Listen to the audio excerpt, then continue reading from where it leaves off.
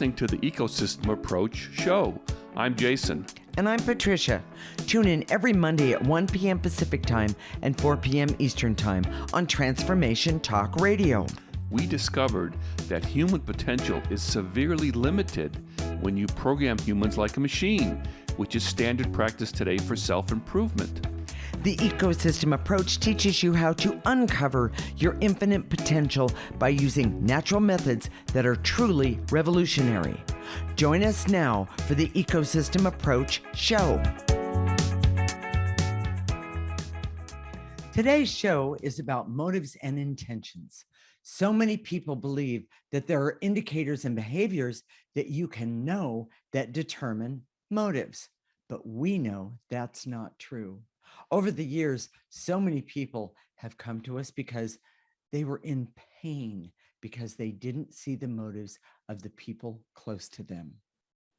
We are married intuitives with over 20 years experience who created the Ecosystem Approach for you. This is much different because we see human beings as ecosystems that need to be restored instead of programmed. We show you how to take an energy approach for internal discovery that is rational, practical, and useful for everyday life. Okay, Jason, why are motives and intentions so important? Well, first of all, human beings have always had the ability to perceive intentions, but it's been trained out of us. It's been programmed out of us because that's the standard for human development.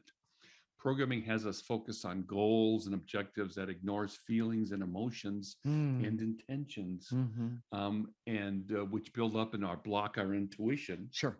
And that's the tool we use to see other people's intentions. Okay. Meaning our intuition. Yes. Okay. So you asked why it's important. I did. It's essential to how we live today. Yeah. And we don't even know it. For example, I'm going to come up with some really weird examples. Well, first of all, think about what a surprise. Think about the caveman, and he came upon T-Rex or one of those big ones, those big dinosaurs. One of those. Okay. Yes. Friend, foe? Does he run? Does he go screaming?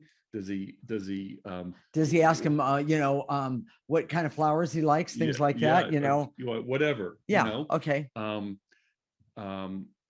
We watch, one of our favorite movies is Contact with Jodie Foster. Oh yes. And they made, this was a old movie, but it was a sci-fi movie. Yes. And she made contact with a message that came through. Right. In a sound telescope. Yes. And it was funny because the military people were marshaling to defend the earth, Of course. And there were some that wanted to be ambassadors to go reach out and see if they were friendly or foe. Right. They couldn't tell. They couldn't tell. Now, some people in terms of philosophy, say, well, we should just be open and presume the best. We'll talk about that later. Okay. So here's the scenario that's really important. Okay. So you say, why is it important? Wait, why is that important, Jason? If there was a spaceship and it landed in your front yard, knowing, the intention of the green man or the blue man or the woman, whoever, whatever came out of that spaceship, kind of having a sense for their intention would be really important. It would. And of course that's a crazy example, but a better example. Okay. We've been watching this is on Apple TV for those of you that go to all the different networks. And there's a show called The Morning Show. Okay. It's with Reese Witherspoon and Jennifer Aniston, and it's really a very intense show. It's about the Me Too movement and sexual harassment in the workplace, and how the news show is reporting on it when in fact it's happening. They're experiencing it right in their own workplace. They show all the people that connect with each other. They're so phony. Yeah. And they're all nice to each other, but they're hugely competitive and backstabbing in the background. And it's for games, people that like to play games, it's a great place, but it just feels, over the top. Okay. But in that environment, or even one that's less competitive, knowing and seeing other people's intentions is crucial. It's critical. It's essential. So whether you're a caveman, you want to be safe, I shouldn't say that. We live in a rural area. Yes, we do. So bears and mountain lions are, we take our dogs out by leash at night, right, for the last go round. yeah, okay. The last go round. And so we're always using our flashlight and that sort of thing. But if we came upon a bear or a mountain lion, we would use our intention to perceive their intention. Their intention. I don't know if you remember this, but a year and a half ago, we were out taking that last walk, and my flashlight shined on this big size house cat, or what I thought was a house cat. By the way, it was not a house cat. It was a bobcat. But I used my intention immediately. Intuition. Yeah. Excuse me. Yeah, there was intention there to get the dogs back in the house. That's not what I mean. My intuition to see whether the cat was going to be friend or foe. And the cat was just observing us. He had no intention, he or she had no intention of attack or any of it. But I used it right then and there. It came up. It was 1, 2, 3. There was no two ways about it. I saw it and we moved on. And by the way, I thought to myself, someone new must have moved into the neighborhood and they have a really big house cat. And, anyway, it turned out to be a bobcat that ate 20 chickens from our next door neighbors. That was not too good. Another story, but that's living in the country. We love it. We love it. But so can indicators and those micro expression behaviors tell you a person's motives and intentions? Well, kind of, but we see that people that do that already have a lot of emotional intelligence and intuition. True. And so they layer that on top of looking at those micro expressions. We see that it's easier for us as intuitives to look at the totality of someone's energy and the context of the situation to understand a motive and intention. And you and I were talking actually before the show, and I said, Jason, what do you mean by the totality? He said, well, Patricia, you read auras. I mean, it's a 1, 2, 3 for you. Yeah, it is. But not everybody has that ability, Jason. Well, and I understand that, but the more you do the ecosystem approach, by the way, yes, the better your abilities are. Yes. We're seeing, it's over 20 years now, and oh my gosh, we can't find there are so many ways that we can use it. We don't have enough time in the day to apply it to these different areas, and you'll see some of our topics going forward in our shows, right, that we're expanding kind of how we use these abilities and how we talk about how we use these abilities, because we wanted to show you so you could do it for yourself. Exactly. We don't want to be the expert. We want you to do it for yourself. Exactly. So here's the thing. Okay.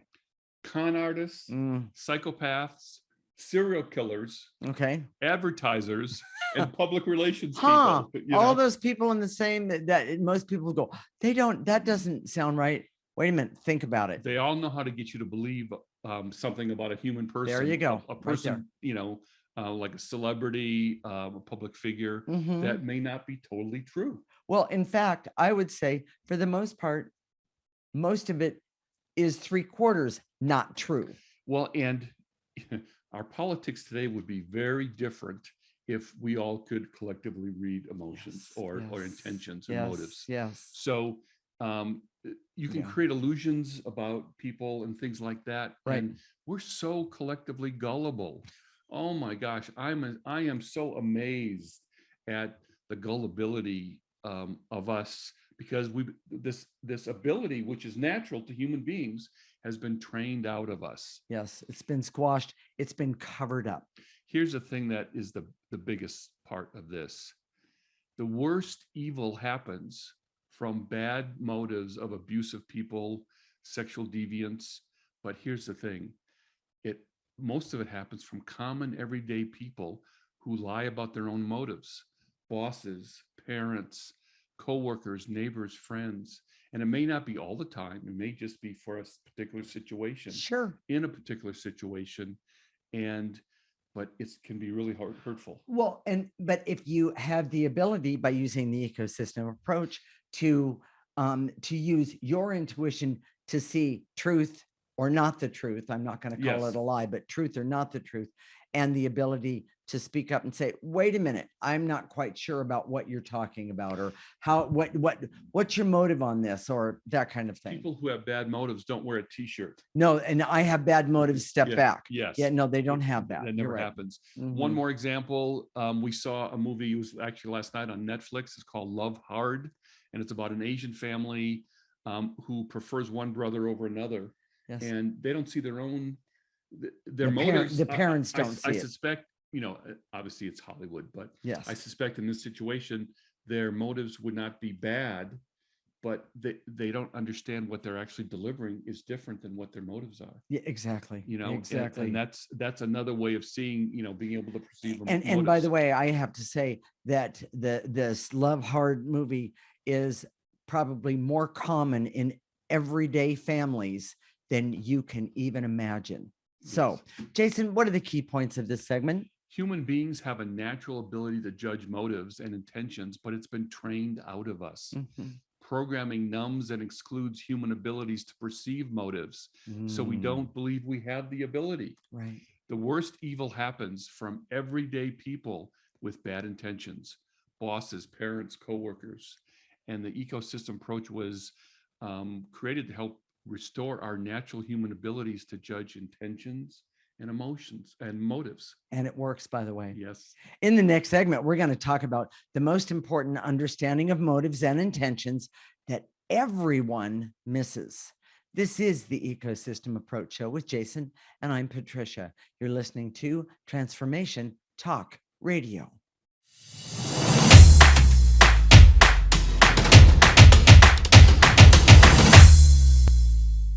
This is the Ecosystem Approach Show with Jason, and I'm Patricia. And in this segment, we're going to continue to talk about the most important understanding of motives and intentions that everyone misses. We are married intuitives with over 20 years experience who created the Ecosystem Approach for you.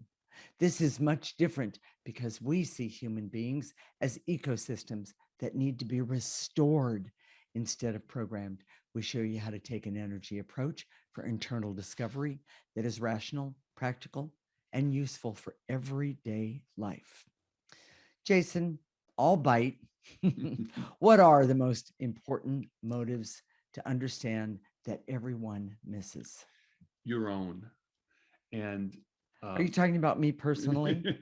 No, your own personal motives. I see. And I'm going to give you an example of some of my motives in just a minute, but really it's part of the journey into self, and having a deep understanding of self usually uncovers motives that are uncomfortable, even painful, that we don't like to acknowledge. Well, you know what? I'm going to jump in real fast and say, I'm a 4 in the Enneagram. And 4s are some of the most self-absorbed of all. And I had no idea about this. And the motive that I saw about me when I first started, that I had to be the center of attention, because if I wasn't the center of attention, to me, I was trained that then I was doing something wrong. Well, and who would put that on a t-shirt? I mean, it's one of those things that it's really uncomfortable in exactly. It was say, like, whoa, wait a minute. As I was trying to understand what the book was saying, this can't be me. I don't want to be this. I want to be something else. I want to be the center of attention. So, so let's explain. Okay. Your motives are never black and white. They're never good or bad. Okay. And we see, once we start to go inward and see our own emotions, our own motives, they're layered. Yeah. It's not just one. Good it's not point. Just two. That's a really good point. There's a whole layer of emotions. So I'll give you an example, a very personal example for me. Okay.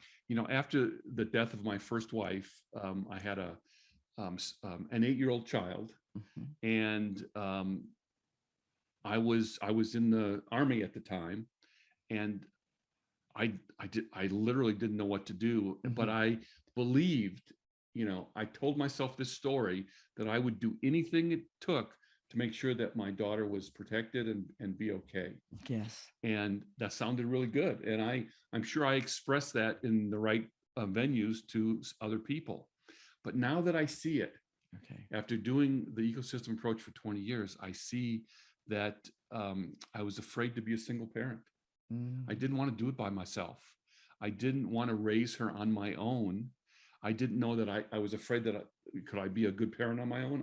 I had fear. I'm sure. And I was afraid to try and make money and be a parent at the same time. I didn't know that I could do both. Okay. Obviously women do it all the time. And were those fears founded? Maybe not.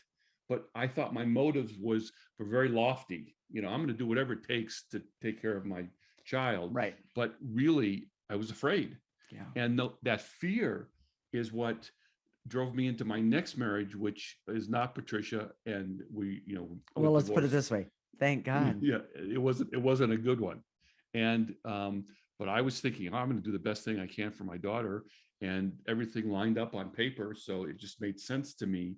But it was being driven by fear, and because of that fear, because of my own motives, I couldn't see the big picture of who she was and who I was, and that those fears were unfounded. I could do it, and yes. I did do it. Yes, you know. And by the way, he did a fine job. By the way, here's the most dangerous people out there are people who believe the lies that they tell themselves about their own motives.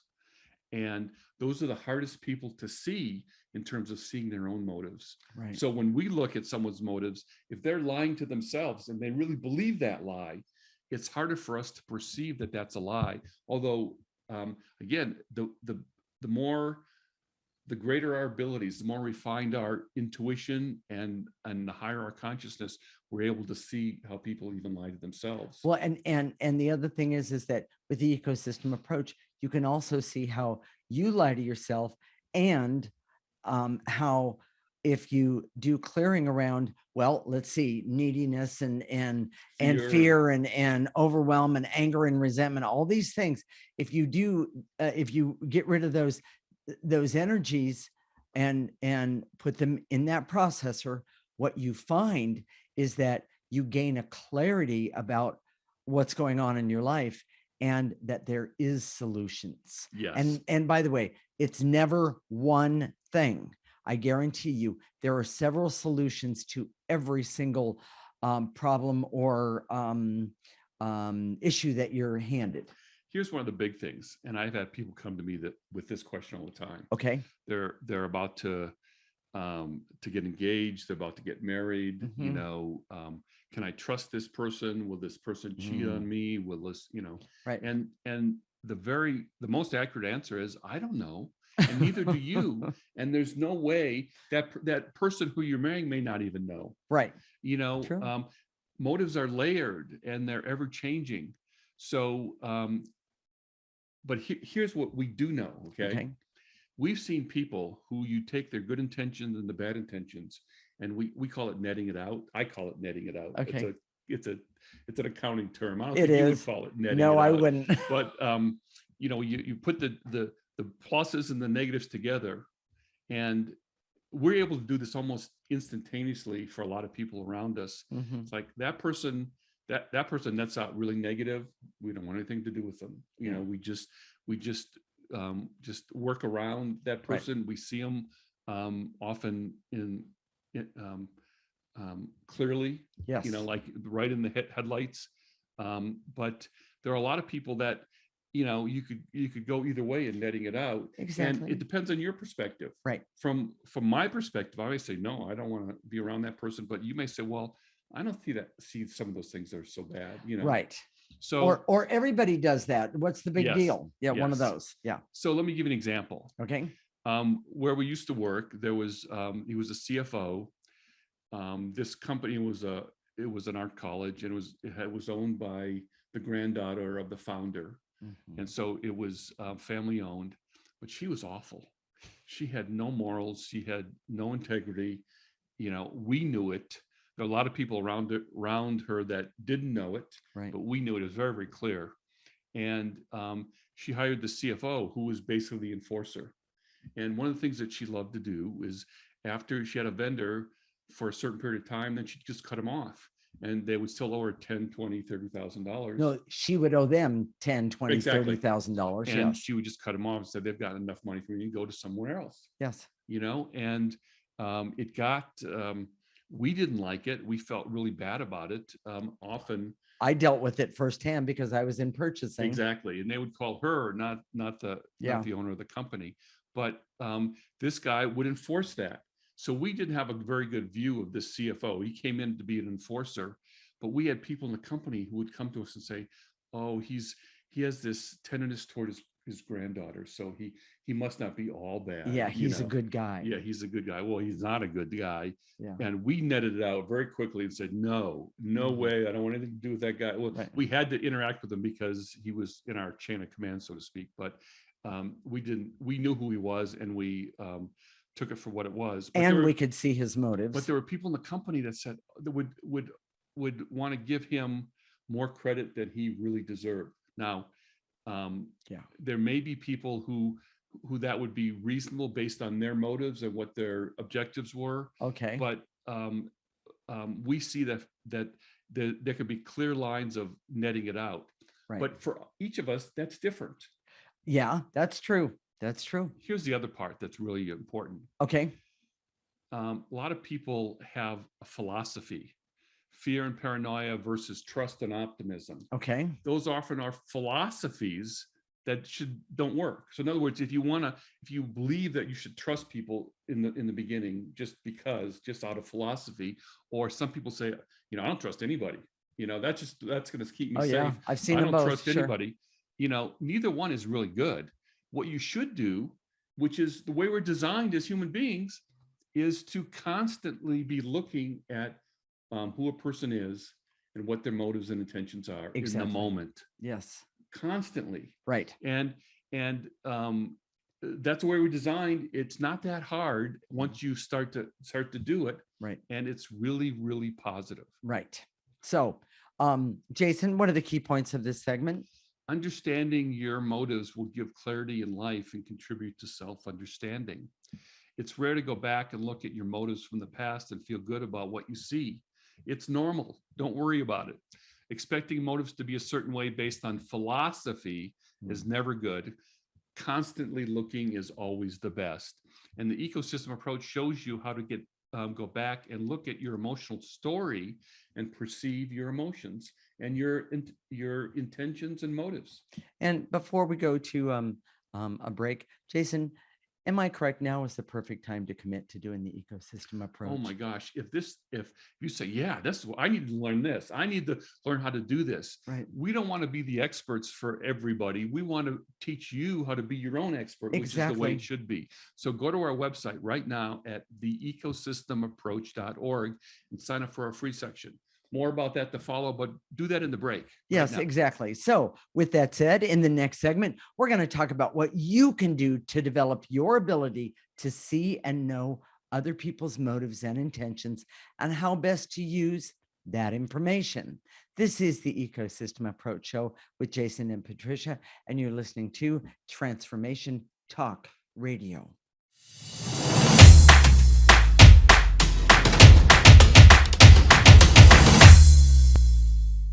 This is the Ecosystem Approach Show with Jason, and I'm Patricia. And in this segment, we're going to talk about what you can do to develop the ability to see and know other people's motives and intentions and how best to use that information. We are married intuitives with over 20 years experience who created the Ecosystem Approach for you. This is much different because we see human beings as ecosystems that need to be restored instead of programmed.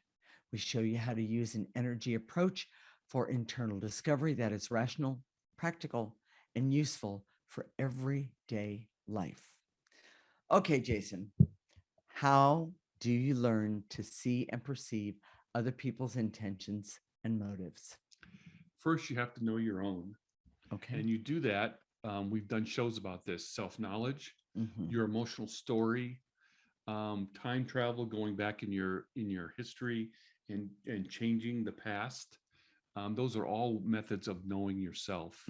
And then as you start to know yourself and do clearing, you uncover your motives. Go back to those shows. That'll really be helpful. Right. Here's the other thing. Your Enneagram type, properly typed, holds the key to many hidden motives. Mm-hmm. For example, 6s, I was talking about myself, I'm a 6, have fear motives. Mm-hmm. 1s have the need to be right all the time. Yes. Their motive is to be right. Yes. 2s want to be loved. Yes. They're motivated by getting some sort of love some way or another. Often there's manipulation involved. Yes. And 4s want attention and drama.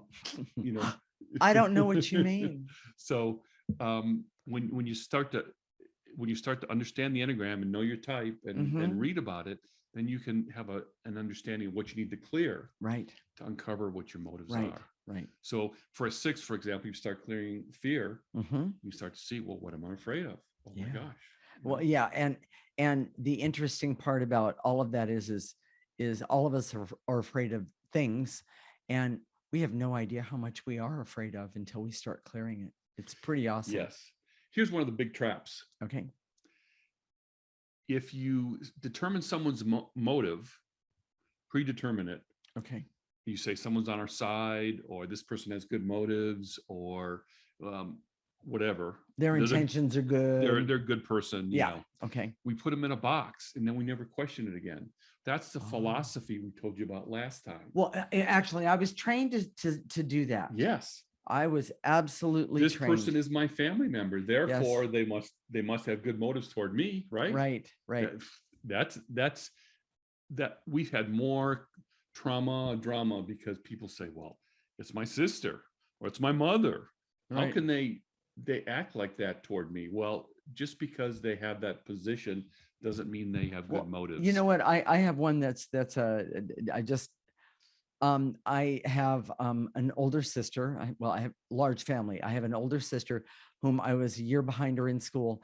And more than once, I got the same teacher that she had the year before. And they always came and said, oh, I saw your name on the roster. I'm so happy to have you in my class. And I have to say, even as a little girl, I'm thinking, oh, you have no idea. And my sister and I are like opposites in so many ways. Her sister was a rule follower. She would give the teacher an apple, and Patricia would eat the apple, so things like that. But here's my point. Oh, I could tell you stories for days. But my point would be, I could see the teacher's motives, even as a young child, would be to manipulate me, put you in a box, and like she did my sister. Yes. And that wasn't me. You're a good person because you are her sister. Yes. And therefore you have we have these expectations. Exactly. So here's the thing. Okay. You have to be practical with I want to go back one more thing though. Okay.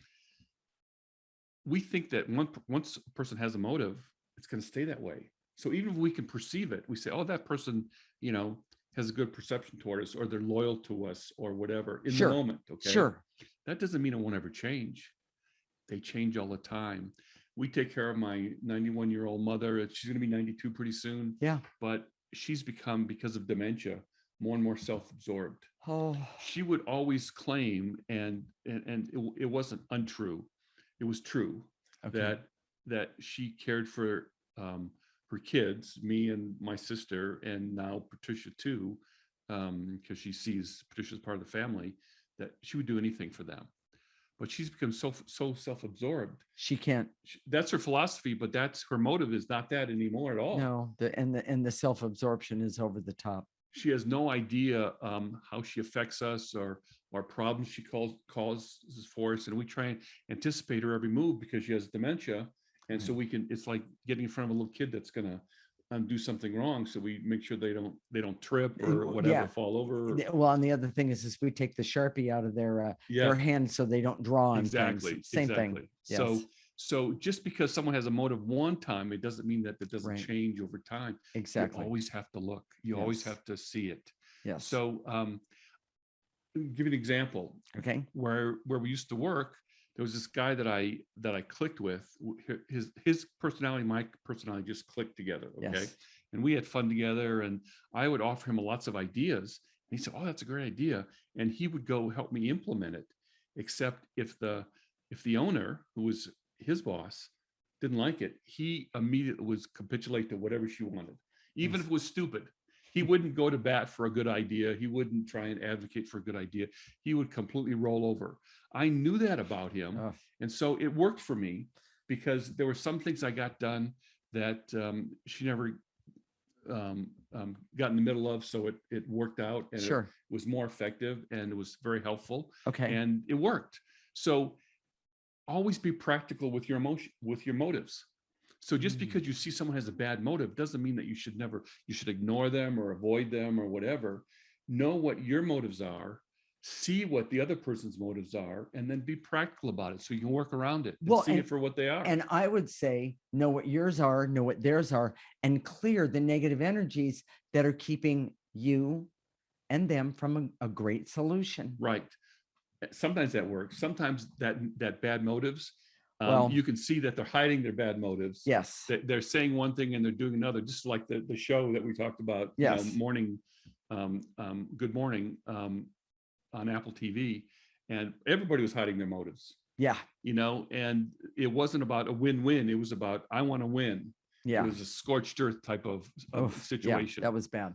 So, so be practical about your motives and never think that they won't ever change. Here's the other couple things. Okay. We have never seen anybody who's completely dark or evil. No one is completely black, and no one is completely white. Right. And when I'm talking about good and bad. So when we look at someone's motives, you don't ever see that it's just one thing, and you have to constantly look. And we've seen people in our political environment, on one hand, we got along great, and then all of a sudden we didn't. Yeah. The motives change. Why are they doing that? That's a whole nother show. But people change. People change how they feel about things. Well, and I just want to jump in. Had people had the ability to see what motives were, our country would not be in the place that it is right now. Exactly. Exactly. I just had to say that. Don't do this with motives. Number one, put people in categories. Oh my gosh, once you put them in a category, then you become stupid. Then you become narrow. You put them in the box, and you don't see their energy clearly anymore. Exactly. And along with that, motives that are black and white, good or bad, loyal or not, positive and negative. Oh my gosh, that sets you up for a lot of hurt. And use criteria to judge motives instead of so don't use criteria to judge motives. Like if someone looks you in the eye, then you can trust them. That doesn't work. Any psychopath will tell you. I was going to say, have you ever been around a con artist? No, that doesn't work. Yes. So don't ever use those criteria. Always be looking and perceiving and in the moment. Well, and there's something here that you haven't said directly, and I just want to put it in there. That gut feeling you get about someone, look at what your motive is in getting that, and look at what their motive is in what you're getting that bad feeling about. And when you do that, and by the way, in using the ecosystem approach, it happens even faster, quicker, bigger, and better, because you not only can see their motives, but you can see how to handle their motives in your highest and best interest first. Yes. And it's to me, that's pretty amazing when you can do that. And I never had that. I wish I'd had this when I was 5 years old. My life would have been a lot different. Or even 20. It's always good to have it when you have it. Exactly. So Jason, what are the key points of this segment? To begin to see other people's motives, you have to see at least some of yours first. Your Enneagram type holds the key to your personal motives and then helps you see other people's motives. Yes. When you start to see other people's motives, always be practical with what you see. No black and white thinking. That doesn't work. Right. And the ecosystem approach puts it all together to see other people's motives and then make that information useful and effective for you.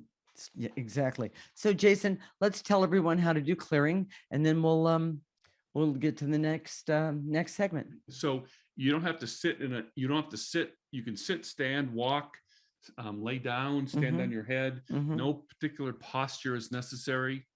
And when we say to eliminate, in your mind's eye, gather that all up from the tips of your toes, but just gather it up in your body. Make it simple. Gather up in your body, blow it, and imagine it going to that processor that Kent's going to show you on the screen. If you're listening on the radio, then blow it into a trash can. But go to our website, and in our website, theecosystemapproach.org. If you sign up for our free section, you can see a picture, and you can actually print out a picture of the processor and put it on download it. Yes, on your table or whatever. And then after that, what we're going to do is we're going to activate life force energy. Life force energy is the most powerful energy that any of us has access to, and we're going to use that. We're going to call upon it. We're going to have it come in through the top of our head, go all the way through our body, and then we're going to turn it around. We're going to stop it at the tips of our toes, turn it around, and have it take out even more negative energy, because we have so much programming that we need to get rid of in this lifetime. Stay tuned. When we come back, we're going to do clearings to help you start to see your own motives and other people's motives. This is the Ecosystem Approach Show with Jason and Patricia, and you're listening to Transformation Talk Radio.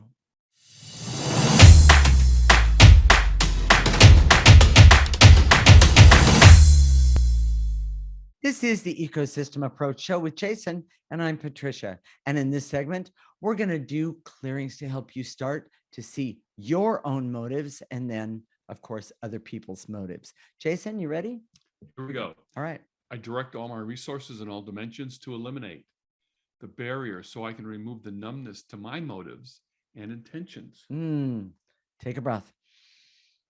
That's a big one, because that numbness keeps you from knowing what those motives and by the way, we were trained to numb out from them. Numb out. So, and to eliminate all the training. I don't know if you have it in there already, but and to eliminate all the training that I'm stuck in about my motives and then other people's motives.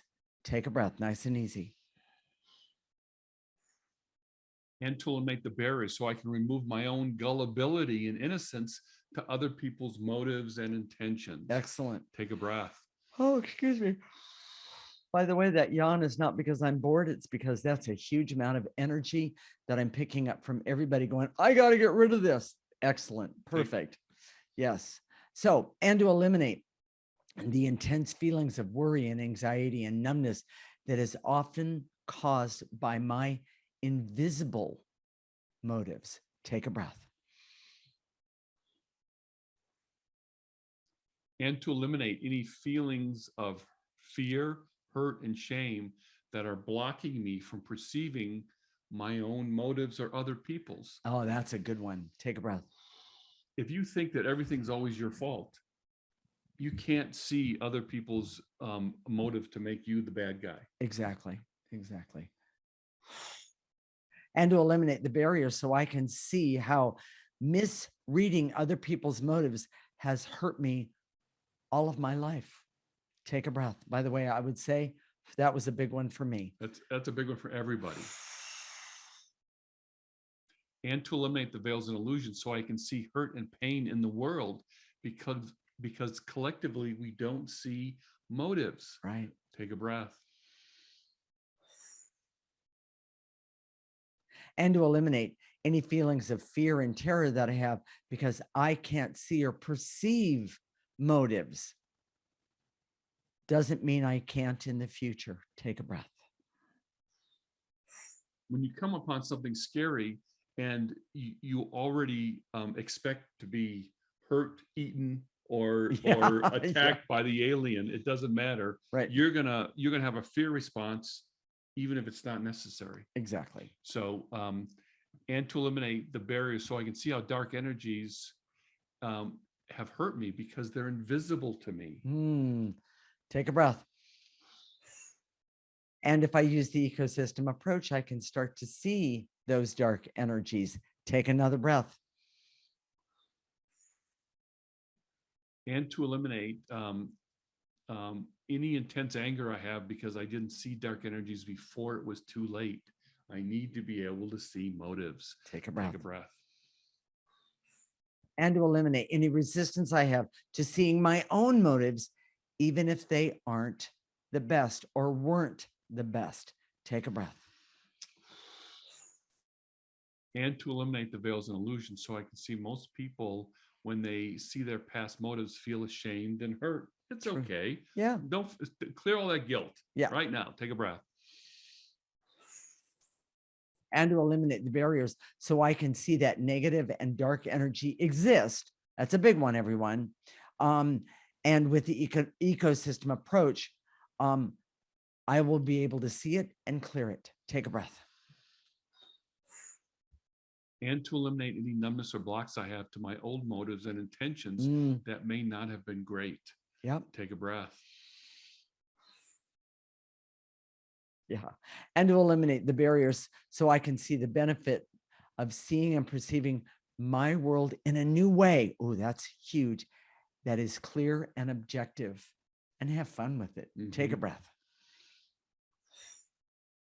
And to eliminate the veils and illusions so I can see that seeing motives can help me avoid pain and hurt in the future. That's huge. Take a breath. Jason, I'm going to activate life force. You ready? Here we go. Follow me. I direct all my resources in all dimensions to activate life force energy so I can use life force energy for all that I need, want, desire, and deserve. And that includes clarity and awareness and objectivity so I can see how to take care of me by using the ecosystem approach on a regular basis. Take a nice breath. Pull in that life force energy right in through the top of your head. Let it go all the way to the tips of your toes. Turn it around and get rid of any negative energy left over. And to activate life force so I can have hope to live in a world where motives and intentions are visible. Oh, wow. That's great. And to activate life force so I can trust and understand that self-knowledge is the key to seeing my motives and other people's motives. Take a breath. And to activate life force so I can decide to use clearing energy to uncover my own and other people's motives and intentions. Excellent. Take a breath. And to activate life force so I can be happy and healthy and creative, so I can love myself, so I can see that by using the ecosystem approach every single day, I can have a better life, and I will be able to take care of not only me, but the world around me that I live in. Take a nice breath, easy, all the way through your body, and blow out any negative energy. Jason, what are we going to talk about next week? This sounds like a strange topic, but virtual reality and the ability that humans have to create their own virtual reality. Okay. Now, Facebook renamed themselves Meta, which is a reference to virtual reality, and you've seen the goggles that people wear. But what happens if you have your own? Now, let me give you some examples. Okay. Maybe you're going to ask your boss for a raise, and you go into your own natural, innate virtual reality and practice. And asking for that raise.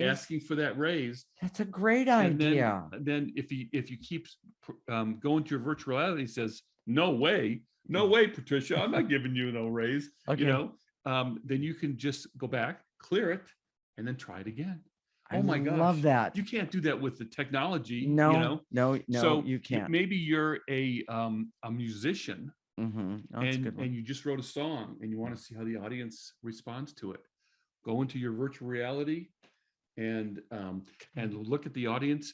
Maybe they throw spitballs at you. Maybe they throw tomatoes at you. Or maybe they stand and applaud and say, yay. But the thing is, you can go out, clear whatever you saw back, go back in and try it again. Okay, I love that. So we're going to talk about that next week. Okay, and so Jason, this is a question for the audience. What if today's show made you think or really, really touched your heart in some way? So, how can I make the ecosystem approach a bigger part of my life? It's this simple. Listen to our show every week. It's free. However you got to us today, get to us next week. Same time, every time. go to our website right now, theecosystemapproach.org. Sign up for our free section. You'll get a weekly newsletter. Mhm. All we ask for is your email address. Give us your email address, and we're going to send you that newsletter. Well, and the newsletter has clearings on it. Clearings. So oh, it's wonderful. It's all written out for you. It's a Yeah. picture of the processor is Yes. there. Everything is right there. Yes. And the more you do, the more clearing you do, the more negative energy that you remove. It's cumulative. And the it's more you do, it's better. Wonderful. Absolutely wonderful. Jason, what about Facebook? You can go to our Facebook page, theecosystemapproach.org. All of our videos are there. You can watch our videos there. Okay. A lot of people like watching versus listening. You know, it doesn't matter. Yeah. You can see our craziness a little bit more when it's visual than when you're hearing it. But and while you're there, please like us. Yes. You know, and we appreciate that. And if you want to leave a comment, you're welcome to do that. Okay. So we'll connect next week, Monday at 1 p.m. Pacific time and 4 p.m. Eastern time.